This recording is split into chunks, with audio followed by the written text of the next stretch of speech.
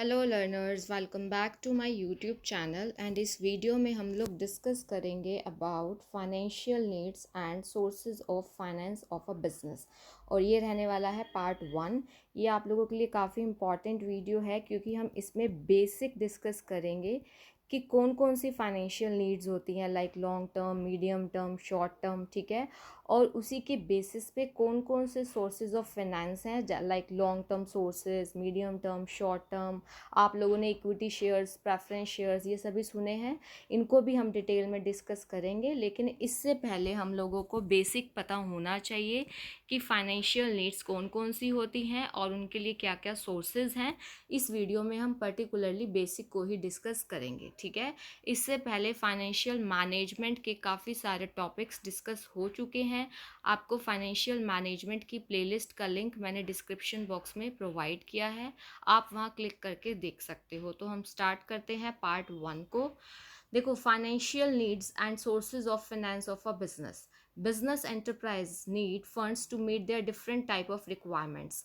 अब एक बिजनेस है, उसको पैसे तो चाहिए ही होते हैं अपनी रिक्वायरमेंट्स के लिए, अपनी डिफरेंट टाइप की, अलग अलग टाइप के रिक्वायरमेंट्स के लिए। सिंपल सी बात है, business enterprises needs funds to meet their different type of requirements. All the financial needs of a business may be grouped into the following 3 categories.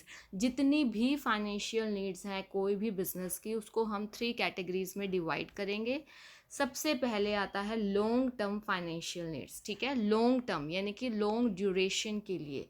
Such needs generally refer to those requirements of funds which are for a period exceeding 5 to 10 years, यानी कि 5 साल से ज़्यादा और 10 years तक। Generally जो long term यानी कि लंबे टाइम के लिए जो रिक्वायरमेंट्स होती हैं वो लॉन्ग टर्म में आएंगी।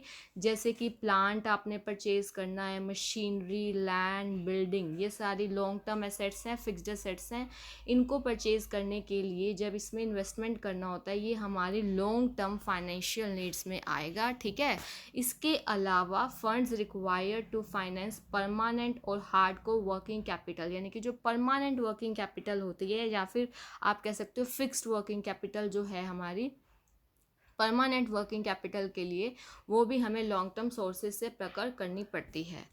उसके बाद है मीडियम टर्म फाइनेंशियल नीड्स। अब लॉन्ग टर्म हो गया, उसमें एक्सीडिंग 5 to 10 ईयर्स था। अब है हमारा medium term financial needs. Such requirements refer to those funds which are required for a period exceeding 1 year but not exceeding 5 year. यानी कि 1 साल से तो ज़्यादा है, 1 ईयर से एक्सीड कर रहा है बट 5 ईयर से एक्सीड नहीं कर रहा। 1 से ज़्यादा 5 ईयर्स तक हो सकता है। For example, if a company resorts to extensive publicity, मान लो एक जो कंपनी है वो बहुत ज़्यादा बड़े लेवल पे पब्लिसिटी और एक एडवर्टीजमेंट कैंपेन कर रही है, then such type of expenses may be return of over a period of 3 to 5 years.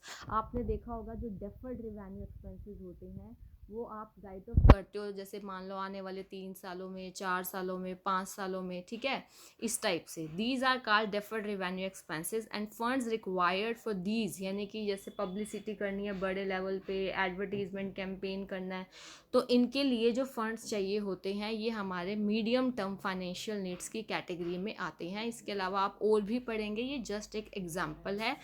उसके बाद आ जाता है आपका शॉर्ट टर्म फाइनेंशियल नीड्स, ठीक है। ये वाली जो फाइनेंशियल नीड्स है शॉर्ट टर्म, नाम से ही पता चल रहा है ये करंट एसेट्स के लिए होती है। Such type of financial needs arise to finance current assets such as stock, debtors, cash etcetera. इनको स्टॉक, डेटर्स को फिनेंस करने के लिए जो हमें फाइनेंशियल नीड्स होती हैं उसको हम शॉर्ट टर्म की कैटेगरी में लाते हैं। Investment in these assets are non as meeting of working capital requirements of the concern. यहाँ पे परमानेंट वर्किंग कैपिटल की बात नहीं हो रही, वो हमने लॉन्ग टर्म में की थी। यहाँ पे सिंपल सी बात है, जो आपकी generally day to day business के लिए चाहिए होती है वर्किंग कैपिटल, उसकी बात हो रही है। The main feature of short-term financial needs is that they arise for a short period of time not exceeding the accounting period, that is 1 year.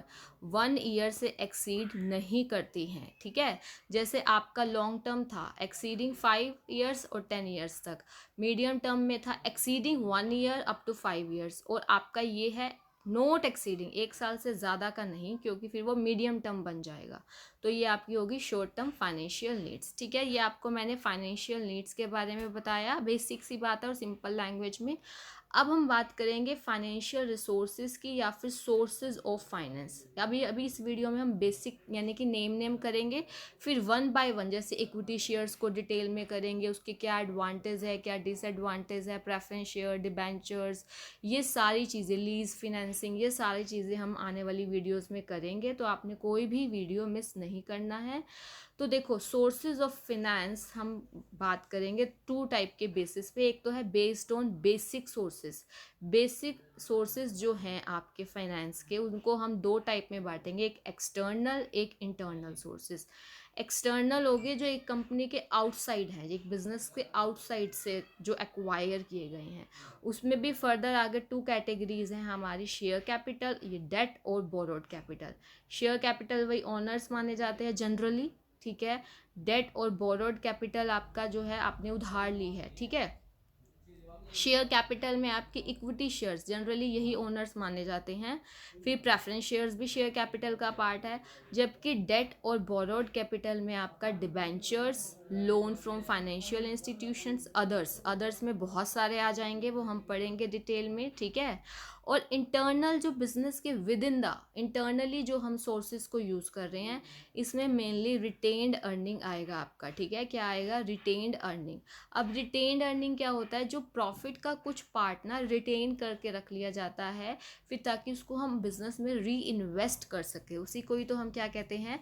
Retain earning. यानी कि हमने सारा का सारा डिविडेंड के फॉर्म में डिस्ट्रीब्यूट नहीं किया है, कुछ पार्ट उसका रिटेन कर लिया है फ्यूचर में उसको री इन्वेस्ट करने के लिए, ठीक है।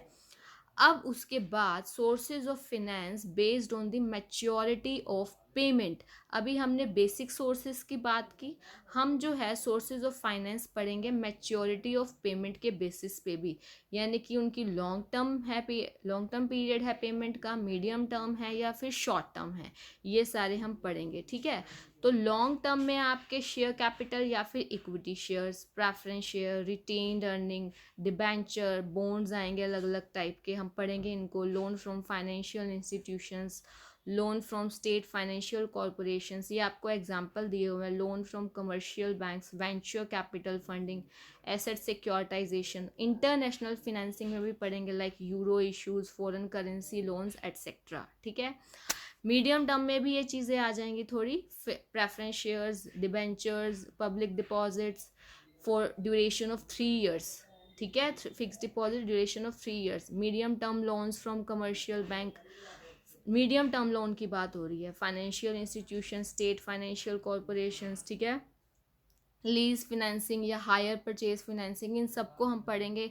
External commercial borrowing, euro issues, foreign currency bonds, कुछ चीज़ें कॉमन आ रही है लेकिन उसमें टाइम पीरियड के अकॉर्डिंग होगा। जो कम टाइम के लिए है हमारी, जैसे कि अप टू 5 years और 1 year से ज़्यादा, वो हमारी मीडियम टर्म की कैटेगरी में आएंगे, ठीक है। उसके बाद आती है हमारी शॉर्ट टर्म।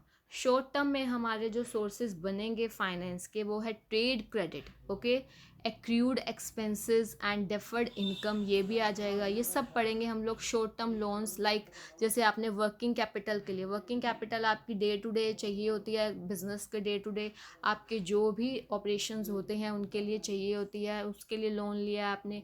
फिक्स डिपॉजिट्स आपने for a period of 1 year और लेस, जनरली ऐसा कम ही होता है, ठीक है।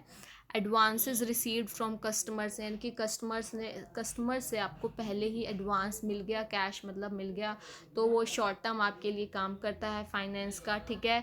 वेरियस शॉर्ट टर्म प्रोविजंस, जो आप बहुत सारे शॉर्ट टर्म प्रोविजंस बनाते हैं, वो भी हमारे इसमें आ जाएंगे, ठीक है। तो ये सभी हम डिटेल से पढ़ेंगे, ये जितने भी सोर्सेज हैं, ठीक है। पहले हम स्टार्ट करेंगे जो हमारे लॉन्ग टर्म सोर्सेज हैं ना फाइनेंस के, उनको स्टार्ट करेंगे और डिटेल में हम लोग हर एक टॉपिक को करेंगे। और इससे पहले जो डिस्कस हुए हैं ना टॉपिक फाइनेंशियल मैनेजमेंट के, वो आप लोगों के लिए बहुत ज़्यादा इम्पॉर्टेंट है, और आप लोगों के लिए मैं कॉमर्स के हर एक टॉपिक को डिटेल में डिस्कस करूँगी। इसके अलावा जो भी स्टूडेंट्स पीजीटी कॉमर्स की तैयारी कर रहे हैं या यूजीसी नेट कॉमर्स की तैयारी कर रहे हैं, उनके लिए मैंने एमसीक्यूज़ की अलग अलग प्लेलिस्ट भी बनाई हुई है। वो आपको जो है वो आप प्लेलिस्ट सेक्शन में जाएंगे, ठीक है। इसके अलावा कोस्ट अकाउंटिंग की भी आपको बहुत सारी वीडियोस, और भी बहुत सारी वीडियोस अगर आप प्लेलिस्ट सेक्शन में जाएंगे तो आपको मिल जाएगी, ठीक है। और अगर अभी तक आप लोगों ने इस यूट्यूब चैनल को सब्सक्राइब नहीं किया है, देन डू सब्सक्राइब और बेल आइकन प्रेस कर देना, ताकि आपको अपकमिंग वीडियोस की टाइमली नोटिफिकेशन मिल सके। Okay, thank you so much and keep learning.